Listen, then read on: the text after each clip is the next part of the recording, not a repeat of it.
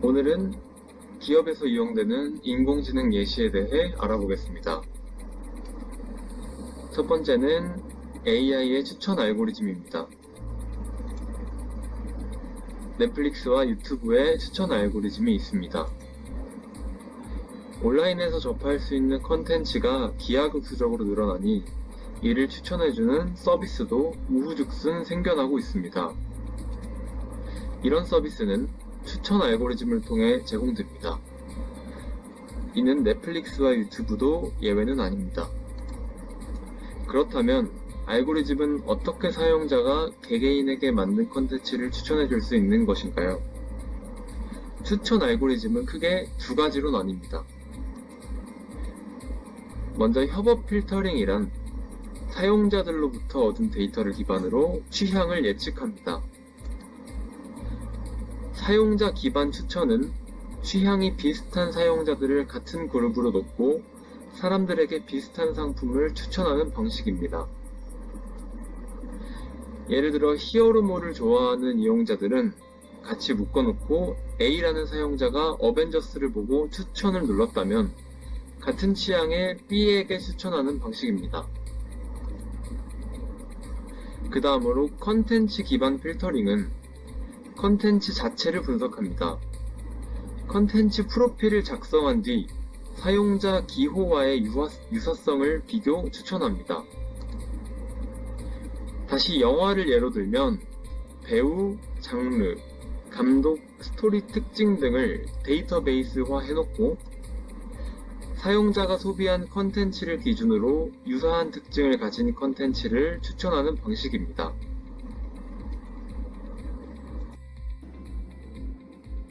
두 번째는 유튜브의 유해 컨텐츠 차단 알고리즘입니다. 유튜브는 이전부터 AI를 통해 가이드라인을 위반한 동영상을 검색하고 경우에 따라 동영상 재생을 중지했습니다. AI 컨텐츠 모니터링을 나이 제한으로 확대 적용하여 앞으로 기존보다 나이 제한 동영상이 늘어나게 될 것입니다. 또한 유튜브는 나이 제한이 필요한 동영상 자체가 광고 가이드라인을 위반하는 것이기 때문에 이미 광고가 제한되어 있거나 전혀 광고가 표시되지 않습니다. AI에 의한 자동 감지 오류 가능성에 대비해 이의 신청을 접수팀도 강화할 것입니다. 또한 연령 제한 동영상에 대한 규제에 앞서 관련 부서는 성인 컨텐츠 기준을 재검토했습니다. 유튜브는 전문가와 상의해 다른 국제적 연령 기준과 비교한 후 약간의 조정을 거쳤습니다.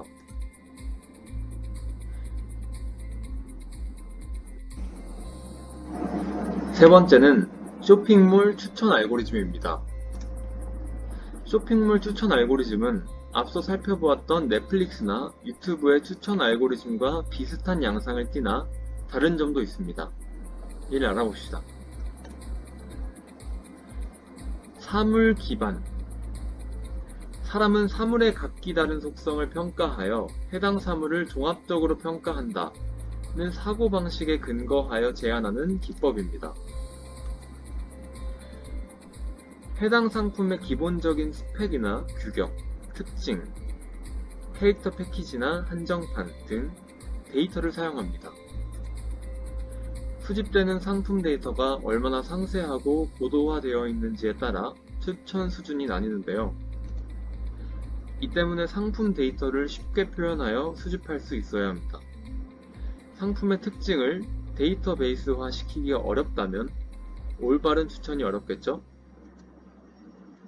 매운맛, 무가당, 유아용, 거실용, 액션, 로맨스 등을 예로 들 수 있습니다.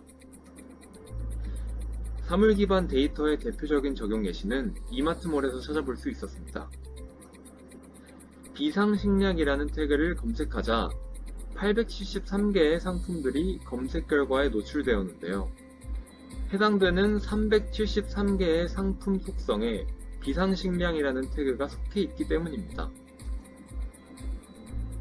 무신사 검색창에 검은색이라고 검색하니 검은색 관련 상품들이 나열되었습니다.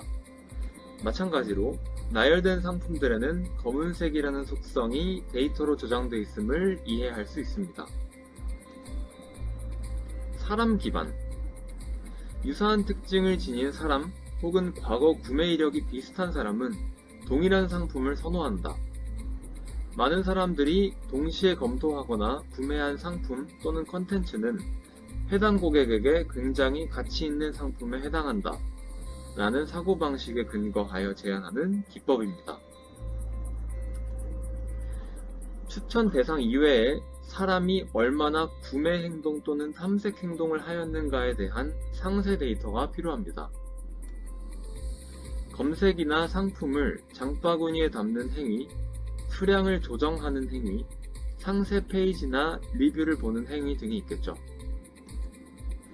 갓 출시한 신상품은 행동 이력 데이터가 없기 때문에 추천이 불가능하다는 제약이 있습니다. 고객이 많은 본 혹은 담은 상품, 고객이 많이 구매한 상품, 리뷰가 많은 상품 등이 있습니다. 제3자의 지식과 경험에 기반하여 지식 기반 제3자의 지식과 경험에 기반하여 해당 상품의 가치를 평가하고 제안하는 기법입니다. 해당 제3자의 영향력과 신뢰도가 굉장히 중요합니다. MD가 추천하는 상품, 모 프로그램에 나와 화제를 모은 상품, 유튜브 화제, 의학 논문에 소개된 슈퍼푸드 등이 있겠죠. 지식 기반 데이터의 예시는 유튜브나 블로그에서 쉽게 볼 수 있습니다. 봉준호 감독이 추천한 베스트 영화 탑3나 승무원이 추천하는 리스트처럼 영향력 있는 제3자나 어느 집단에 의해 추천하는 상품과 컨텐츠라고 이해할 수 있습니다.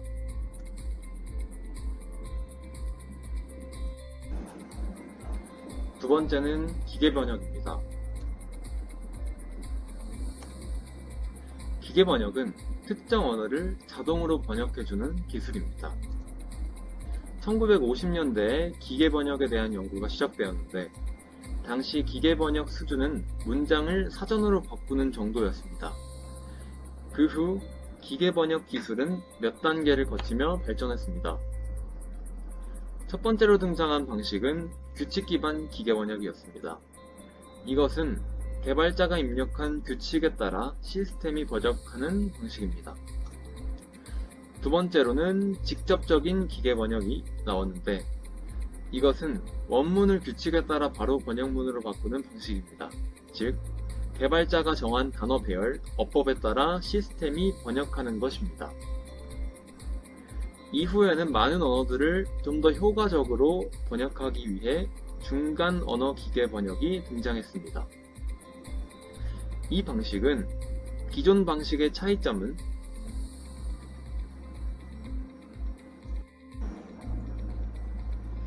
이 방식과 기존 방식의 차이점은 원문과 번역문 사이에 중서 언어가 존재한다는 것인데 중서 언어란 특정 언어에 국한되지 않고 모든 언어를 아우를 수 있는 언어입니다. 전에 등장한 직접적인 기계 번역 방식은 한국어를 영어, 일본어, 스페인어 등으로 번역할 때 각 언어마다 규칙을 일일이 만들어야 합니다. 하지만 중간 언어 기계 번역은 중성 언어에 해당하는 각국 언어를 포함시키기만 하면 되기 때문에 규칙을 일일이 만들 필요가 없습니다. 따라서 중간 언어 기계 번역은 이전의 직접적인 기계 번역에 비해 훨씬 효율적인 방식입니다. 그러나 사람이 규칙을 만들어야 해서 수많은 언어를 번역할 수 있는 시스템을 구현하기에는 한계가 있었습니다. 그래서 등장한 것이 말뭉치 기반 기계 번역입니다.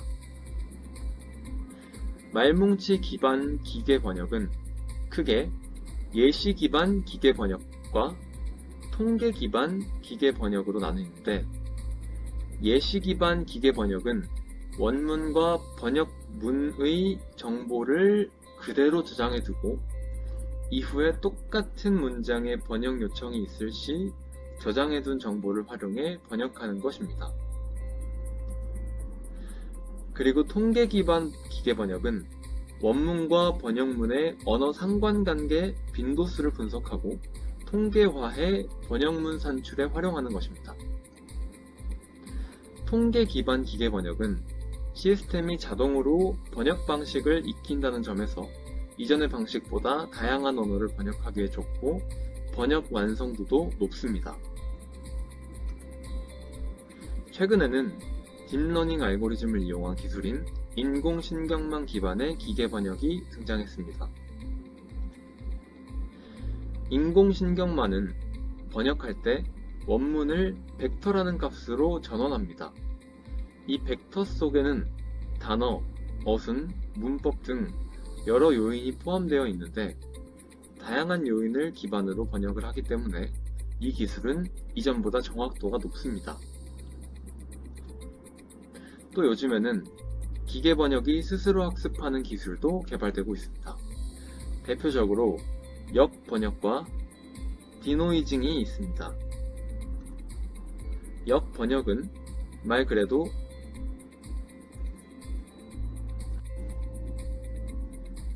역 번역은 말 그대로 번역문을 다시 원문의 언어로 번역하는 것으로 그 결과가 원문과 유사한지 확인해서 정확도를 높이는 기술입니다.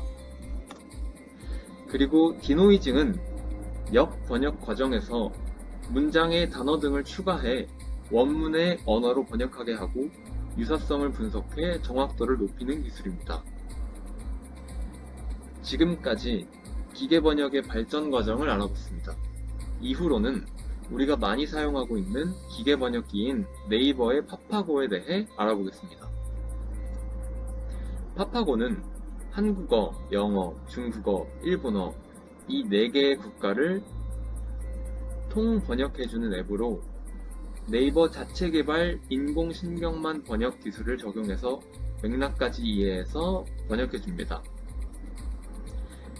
인공지능 방식이 적용되기 전에 파파고는 규칙 기반 번역 기술을 활용했습니다. 이 기술은 You are a boy 라는 문장을 You는 당신, boy는 소년, are은 이다로 인식하고 한국어와 영어의 주어와 서술어 순서가 다르다는 점을 생각하여 당신은 소년이다로 재배열합니다.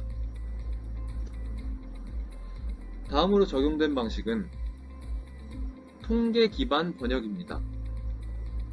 단어의 뜻 중 통계적으로 많이 쓰이는 뜻을 찾아 번역하는 방식으로 you의 경우 당신, 너, 그대 라는 뜻이 있지만 통계적으로 너라는 단어가 많이 쓰인다는 점을 생각해서 번역합니다.